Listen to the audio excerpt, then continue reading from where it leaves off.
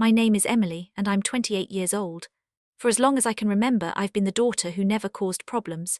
The one who got good grades, who paid her own way through college, who never asked for anything. But that afternoon in my own apartment, when my mom sat on my couch and casually announced her plan for my life, something inside me finally cracked. "So I've been thinking," she said, stirring her tea like we were discussing the weather. "Your father and I are selling the house. It's too big for us now.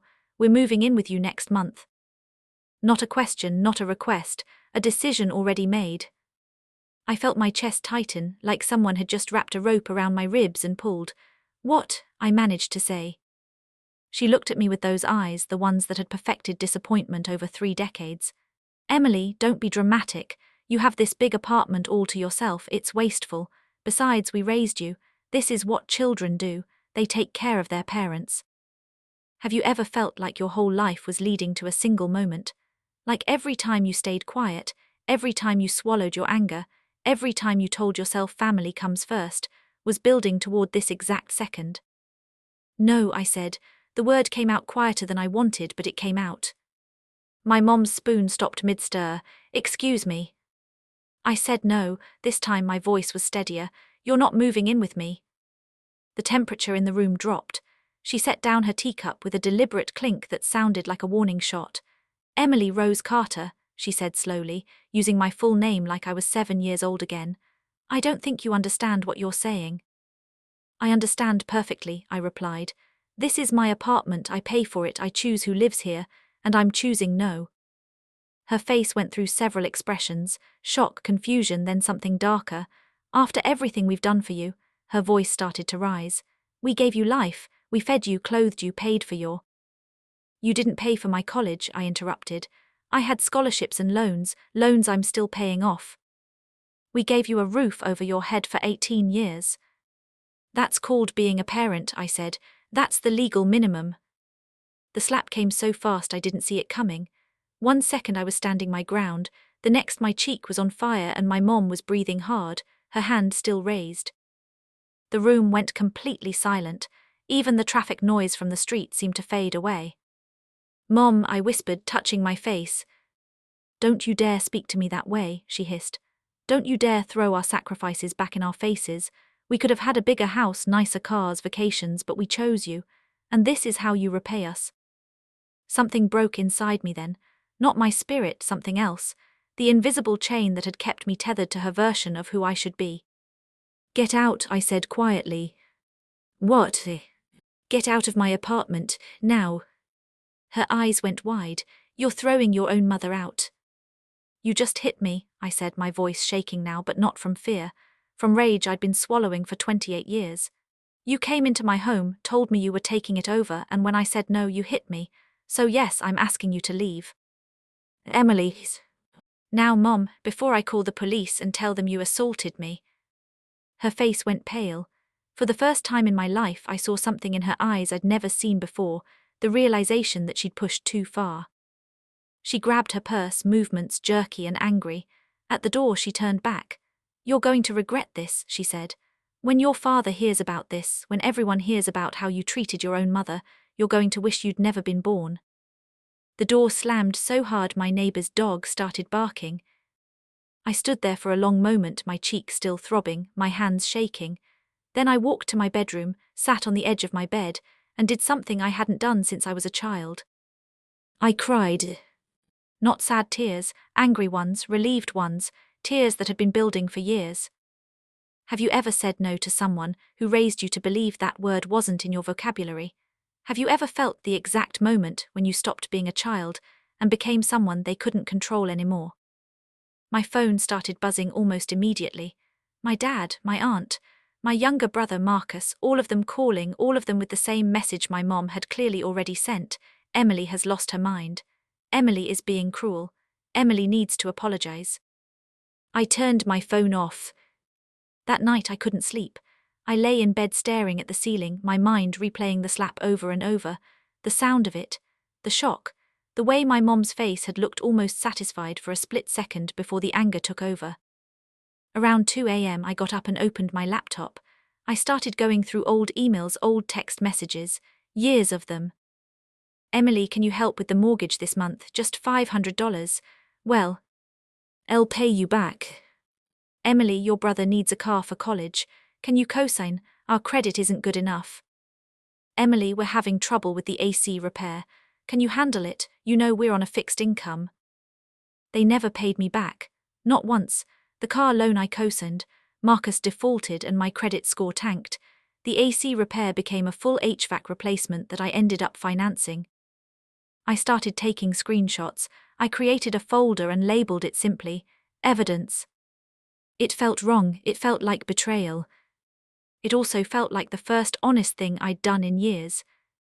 My best friend Sophie called the next morning. What the hell is going on?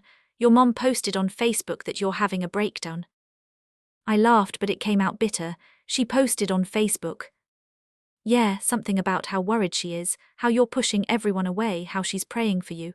It has like 100 comments already. Of course she did. My mom's specialty was playing the victim so convincingly that even she believed it. Sophie, I said, can I ask you something?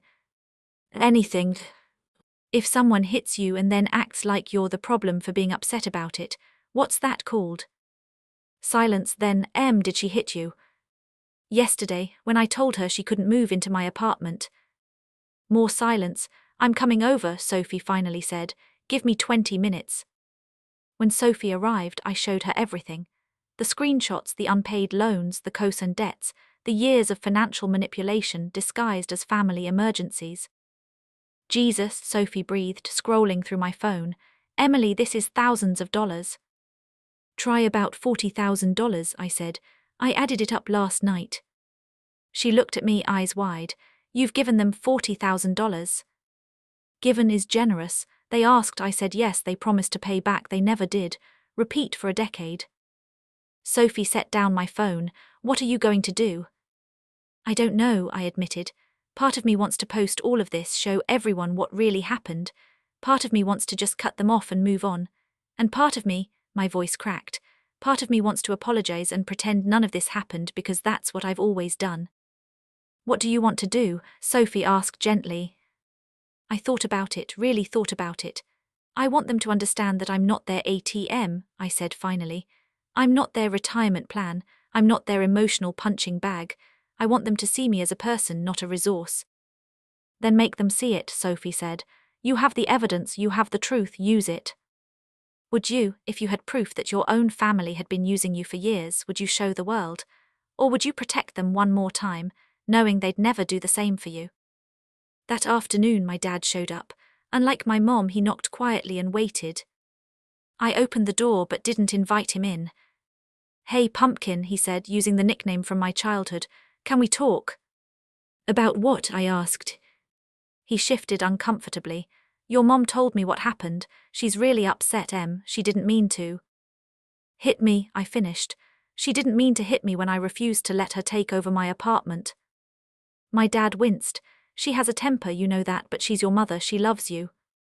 Does she? I asked. Because love doesn't usually come with a price tag and a list of debts I can never repay. That's not fair, he said. I pulled out my phone and opened the folder. Dad, do you know how much money I've sent you and Mom over the last 10 years? He looked uncomfortable. We've had some hard times. $40,000, I said. $40,000. For emergencies that kept happening every month, for a brother who totaled a car I helped him buy, for home repairs on a house you're apparently selling without ever paying me back. His face went pale. It wasn't that much.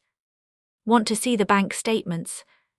He looked away. Emily, we're family. Family helps each other. You're right, I said. Family does help each other, but help is supposed to go both ways. When did you help me, Dad? When I was drowning in student loans.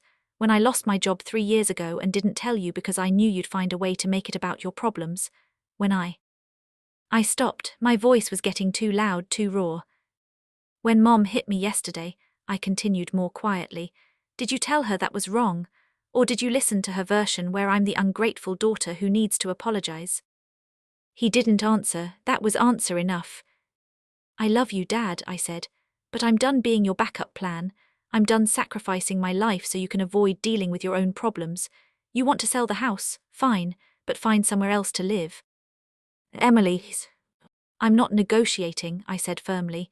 This is my boundary. You can respect it or not, but either way it stands. I closed the door gently but firmly. Through the wood I heard him sigh, then footsteps walking away. That night the real campaign star. Ted, my phone, which I'd turned back on, exploded with messages. My aunt, your mother is in tears. How could you be so cruel? My cousin, family is forever, Emily. Whatever happened, you need to forgive. My brother Marcus, seriously, you're really going to leave Mom and Dad homeless? And from my mom, I raised a daughter who I thought had a heart. I guess I was wrong. Each message felt like a small cut. Death by 1,000 paper cuts, except these cuts were made of guilt and manipulation. Sophie, who was sitting on my couch reading through the messages over my shoulder, finally grabbed my phone. Okay, that's enough, you need to respond. With what? I asked. They've already decided I'm the villain. Then give them the full story, she said. Not meanly, not with insults, just facts. I stared at my phone, at the family group chat where my mom had written, please pray for Emily. She's going through something and pushing everyone away. We just want to help her. My fingers hovered over the keyboard. One message, that's all it would take. One message with the truth, and either everything would change or nothing would. I started typing. I want to address what happened yesterday since there seems to be confusion. Mom came to my apartment and informed me that she and Dad were moving in with me next month. Not asked, informed. When I said no, she slapped me. When I asked her to leave, she threatened to ruin my reputation. That's what happened. I hit send before I could second-guess myself. The 3 dots appeared immediately, multiple people typing at once. My aunt, there are always 2 sides. I wasn't done. For the record, I've sent Mom and Dad approximately $40,000 over the last 10 years for various emergencies. None of it has been paid back. I co-signed a car loan for Marcus that he defaulted on, tanking my credit. I've covered mortgage payments, repairs, medical bills and more. I'm not ungrateful. I'm exhausted. More dots, more typing, but something had shifted. Some of the family members weren't immediately defending my parents anymore. My cousin Jessica, wait, $40,000. My uncle, is this true? My mom, how dare you air our private business like this? You're trying to humiliate us. I'm trying to tell the truth, I typed back. You made this public when you posted on Facebook. I'm just adding context. Sophie squeezed my shoulder. You okay? Was I? My heart was racing. My hands were shaking. But for the first time in years, I wasn't swallowing my truth to make everyone else comfortable. Yeah, I said, I think I am. The responses kept coming. Some supportive, some angry, some confused. But one message stood out from my grandmother, my dad's mom. Emily, sweetheart, can you call me when you have a moment? I called immediately. Grandma. Emily, her voice was soft, sad. I need you to tell me everything, not the version your mother is spreading, not the version that makes anyone look good, the truth. So I did. I told her about the money, the manipulation, the slap, the threats. I told her about feeling like I was drowning while everyone praised me for being such a good daughter. I told her everything. When I finished, she was quiet for a long moment. I'm sorry, she finally said. For what? For not seeing it sooner. Your grandfather and I thought you were just generous. We didn't realize they were taking advantage. Tears pricked my eyes. You believe me? Of course I believe you, honey. Your mother, my daughter-in-law, is very good at making herself the victim. She always has been, but I've lived too long not to recognize manipulation when I see it. What do I do, Grandma? You keep standing your ground, she said firmly. You've done nothing wrong, you set a boundary, that's healthy. If they can't respect it, that's their problem, not yours. But everyone thinks I'm horrible. Not everyone, she interrupted. And the ones who matter will see the truth eventually. The ones who don't, they're not your problem either. After we hung up, I felt lighter. Not because everything was solved, it wasn't, but because someone I loved had chosen to believe me instead of the narrative. Burloom 2. The next few days were chaos. My phone became a battlefield of group chats, private messages and voicemails I couldn't bring myself to listen to. My mom had doubled down, posting cryptic messages on Facebook about toxic children and breaking a mother's heart. Her friends flooded the comments with support, telling her she deserved better, that I'd regret this someday. But something unexpected was happening too. People were reaching out privately. My cousin Rachel, who I hadn't spoken to in years, sent me a long message about how my aunt, my mom's sister, had done the same thing to her, how she'd felt crazy for years until she finally cut contact. "You're not alone," she wrote, "and you're not wrong." Marcus, my brother, was a different story. He showed up at my apartment on Saturday morning, pounding on the door like he was trying to break it down. "Emily, open up, I know you're in there." I opened the door but kept the chain on. "What do you want, Marcus?" He looked terrible, unshaven, dark circles under his eyes, wearing the same clothes he'd probably slept in. "What do I want? I want you to fix this mess you created." "I didn't create anything," I said calmly. "I just stopped cleaning up everyone else's." "Do you know what you've done?" His voice cracked. "Mom's been crying for 3 days straight. Dad can't sleep. They're going to lose the house because they can't afford it, and you, their daughter who has money, won't help." "I have student loans, Marcus. I have rent. I have my own bills. I'm not rich just because I'm responsible." "You're selfish," he shouted. "You always have been. Everything's always about you." "Name one time," I interrupted, my own voice rising now, "that I made anything about me. One time I asked this family for help and actually got it." He opened his mouth, then closed it. "I'll wait," I said. "That's not the point." "That's exactly the point," I snapped. "When I lost my job, who helped me? When I was so broke I was eating ramen for every meal, who checked on me? When I told you I was struggling with anxiety, who asked if I was okay?" "We didn't know."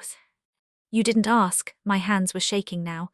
"But every time, every single time any of you had a problem, who did you call? Who solved it? Who paid for it?" Marcus's face was red. "So what, you're just going to abandon us? Leave Mom and Dad homeless because you're mad about money?" "They're not going to be homeless," I said quietly. "They're selling a house. They'll have money from that sale. What they won't have is my apartment and my income as a backup plan." "You're a bitch," he said. The word hung in the air between us like poison. "Maybe," I replied, "but I'd rather be a bitch with boundaries than a doormat who dies young from stress and resentment." I closed the door. He kicked it once hard enough to rattle the frame, then I heard him storm off. "Sophie came over that evening with wine and takeout. I saw your brother's car leaving," she said. "How bad was it?" "He called me a bitch." She handed me a glass of wine. Men who have never been told no usually do. We sat on my couch eating Chinese food straight from the containers. "You know what's weird?" I said. "I thought I'd feel guilty, like crushing guilt, but I don't. I feel angry, really, really angry." "Good," Sophie said. "You should be angry." For years I thought there was something wrong with me for feeling this way, like I was selfish for wanting boundaries, like I was ungrateful for not wanting to fund their entire lives. Sophie set down her food and looked at me. "Emily, do you know what emotional abuse is?" I flinched. "That's a strong word." "It is, but that doesn't make it wrong. They conditioned you to believe that your worth was tied to your usefulness, that love was something you had to earn by sacrificing yourself. That's abuse, Em. Just because there weren't bruises, well, until now, doesn't mean it wasn't real." I'd never thought of it that way. Abuse was something that happened to other people. Abuse was obvious, violent, clear-cut. It wasn't your mom guilting you about money. It wasn't your dad's disappointed silences. It wasn't your brother calling you names when you finally said no. Except maybe it was. "What do I do now?" I asked. "You keep going," Sophie said. "You hold your boundary, and you let them make their choice, respect you or lose you, but either way you don't sacrifice yourself." That night I got a call from an unknown number. Against my better judgment, I answered. "Emily Carter," a woman's voice, professional. "Yes." "This is Linda Freeman. I'm a social worker with county services. I received a call from your mother expressing concern about your mental health. She says you've become erratic, unstable, and may be a danger to yourself." My blood ran cold. "Excuse me. I'm required to follow up on these calls. Would you be willing to meet with me for a wellness check?" Have you ever felt the ground shift under your feet? That moment when you realize someone you love is actively trying to hurt you, not accidentally, not out of misunderstanding, but deliberately. "My mother," I said slowly, "is lying to you." I understand you may feel that way. No, you don't understand. I set a boundary with my parents. I told them they couldn't move into my apartment. My mother didn't like that, so she slapped me. When I asked her to leave, she threatened to ruin my reputation. This call is part of that. Linda was quiet for a moment. Do you have any evidence of this? I have the mark on my face, I said. I have text messages, I have witnesses. Would you like me to send them? That won't be necessary right now, but I would still like to do a brief wellness check if you're willing. It can be at your apartment, somewhere public, wherever you're comfortable. I agreed to meet her at a coffee shop the next day. After I hung up, I sat there staring at my phone. My mom had called social services on me.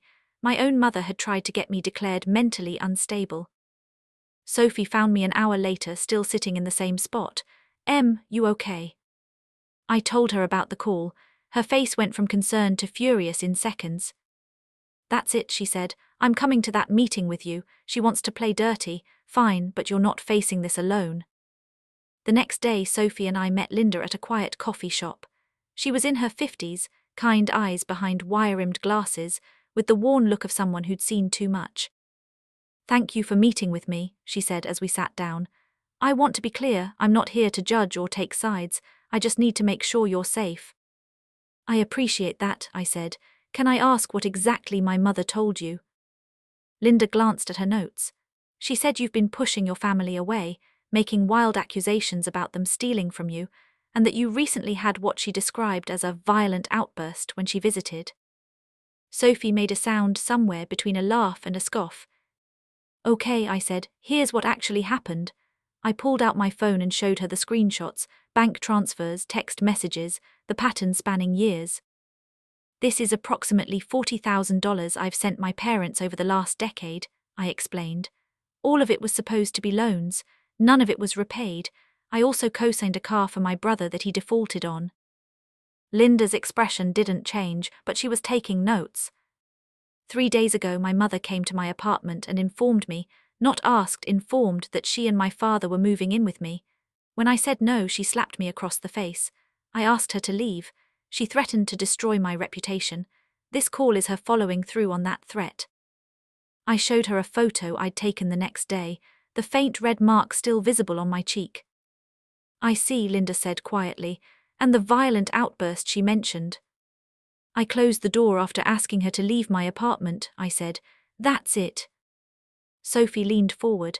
I've known Emily for 6 years. She's the least violent person I know, but she is finally standing up for herself and her family doesn't like it. Linda set down her pen. Ms. Carter, I'm going to be honest with you. This isn't the first time I've seen a situation like this. Family members sometimes use the system as a weapon when they're not getting their way. So what happens now? I asked. Now nothing. You're clearly not a danger to yourself or others. You're employed, coherent, and from what I can see, setting healthy boundaries with people who have been taking advantage of you. She closed her notebook. I'll file my report stating that the concerns were unfounded. If your mother calls again with similar claims, it'll be noted that she's made false reports before. Relief washed over me so strongly I almost cried. Thank you, I whispered. Linda's expression softened. For what it's worth, you're doing the right thing. I know it doesn't feel like it, but boundaries aren't cruel, even when people treat them that way. After she left, Sophie grabbed my hand. You okay? She tried to have me declared unstable, I said. My own mother, what kind of person does that? The kind who's losing control, Sophie replied, and she's terrified. The Facebook post went up that night, my mom playing her final card. It breaks my heart to share this, but I need prayers. My daughter has cut off all contact with her family. She's made horrible accusations and refuses to get help. I'm worried she's having a mental breakdown. If anyone knows her, please check on her. A mother's love never ends, even when it's not returned. The post got hundreds of reactions within an hour. Comments flooded in, praying for you, stay strong, some children just don't appreciate their parents. I stared at it, feeling that familiar pull, the urge to defend myself, to explain, to make them understand. Then I remembered Linda's words, boundaries aren't cruel. Instead of commenting, I made my own post, simple, factual, with screenshots attached. There's been a lot of misinformation lately. Here's the truth, I was asked to house my parents indefinitely without my consent. When I declined, I was physically assaulted. I've sent approximately $40,000 to my family over 10 years, none of which was repaid. I've set boundaries to protect my mental health and finances. That's not a breakdown, that's growth. I'm not looking for sympathy or sides, just honesty. I hit post before I could overthink it. The responses were immediate and split. Half the comments supported me, half called me a liar, a manipulator, someone airing dirty laundry for attention. But then something unexpected happened. Other people started sharing their stories. Cousins, family, friends, even strangers, all talking about similar experiences with their own families. My other did the same thing. Thank you for speaking up. I cut off my parents 2 years ago. Best decision I ever made. Boundaries aren't abuse, manipulation is. My mom's response was swift and vicious. I will never forgive you for this. You've destroyed this family. I stared at that message for a long time, and then I realized something that should have been obvious all along. I hadn't destroyed anything. I just stopped holding together something that was already broken. 3 weeks later, my grandmother called again. I spoke to your father, she said. Really spoke to him, without your mother there to control the narrative. And he's starting to see it. He's not ready to admit it out loud yet, but he's seeing it. He asked me if I thought they'd been too hard on you. What did you say? I said yes. I said they'd treated you like a retirement fund instead of a daughter, and that if they didn't change, they'd lose you forever. My throat tightened. Do you think they will change? She sighed. Honey, I don't know, your father might, your mother. She'd have to admit she was wrong first, and I've known her for 30 years. That's not something she does easily. What about Marcus? He's still living with them, still dependent on them. He'll follow their lead until he grows up or moves out. So I just wait and see. No, she said firmly. You live your life, you heal, you build something better, and if they come around, great. If they don't, you've still got you. That night I deleted my mother's number from my phone. Not blocked, just deleted. The symbolic weight of it felt enormous. Sophie came over for our standing Tuesday wine night. How are you feeling? She asked. Honestly, free, I said. Terrified and sad and angry, but also free. Free is good. I keep waiting for the guilt to crush me, I admitted. But it hasn't. Does that make me a bad person? No, Sophie said. It makes you someone who finally chose themselves. That's not selfish, that's survival. We sat in comfortable silence for a while, drinking wine and watching a cooking show neither of us was really paying attention to. Can I ask you something? I said eventually. Always. Do you think I took revenge on them, or did I just protect myself? Sophie thought about it. I think, she said slowly, that revenge would have been making them hurt the way they hurt you. What you did was refuse to keep hurting yourself to make them comfortable. That's not revenge, that's just stopping. Maybe she was right. Maybe the most brutal revenge you can take on people who have used you is simply refusing to be used anymore. Not with cruelty, not with malice, just with one quiet, powerful word. No. 6 months later I got a letter in the mail. Not an email, not a text, an actual handwritten letter, from my dad. Emily, I've been trying to write this for weeks. I don't know if you'll read it or if you even want to hear from me. I wouldn't blame you if you didn't. Your grandmother made me sit down and look at the bank statements you showed everyone. Really look at them. I added up the numbers myself. She's right. We took $40,000 from you. We never paid it back. We never even really planned to. I told myself we were family, that family helps each other, that you were doing well so you could afford it. But that was just an excuse. We used you, Emily. I used you. I let your mother manipulate you, and I manipulated you too, just more quietly. The slap was wrong. Calling social services was worse. I should have stopped both. I didn't, I'm sorry. I know sorry doesn't fix anything. I know it doesn't pay you back or erase the years of damage, but it's true. I'm sorry for being a father who took instead of gave, who expected instead of appreciated, who let his daughter drown so his life could float. I don't expect forgiveness. I don't even know if I deserve contact, but I wanted you to know that I finally see it, and I'm trying to do better. Your mother isn't there yet, she may never be, but I'm working on myself with a therapist your grandmother found. It's hard admitting you've been the villain in your daughter's story, but it's necessary. If you ever want to talk, I'm here. If you don't, I understand that too. Love, Dad. I read the letter 3 times, tears running down my face. It wasn't enough. Years of damage couldn't be fixed with one letter. But it was something. It was acknowledgement. It was the first time my father had ever chosen honesty over comfort. I didn't respond immediately. I put the letter in a drawer and sat with it for a week, feeling all the complicated emotions it brought up. When I finally wrote back, I kept it simple. Dad, thank you for your honesty. I appreciate that it was hard for you to write. I'm not ready to rebuild our relationship yet. Maybe someday, but not now.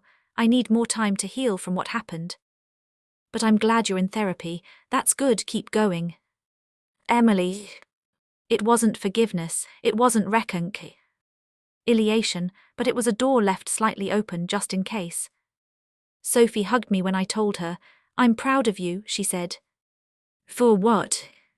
For not rushing back just because he apologized, for keeping your boundary even when it's hard. Is it weird that I'm relieved he sees it now, but I'm also still angry? No, she said, both things can be true. You can appreciate growth and still grieve what you lost. That's allowed. As for my mother, radio silence. No apology, no acknowledgement, no contact at all except for one final Facebook post 6 months after everything exploded. Some people choose bitterness over family. I've learned to let go and let God, praying for those who have lost their way.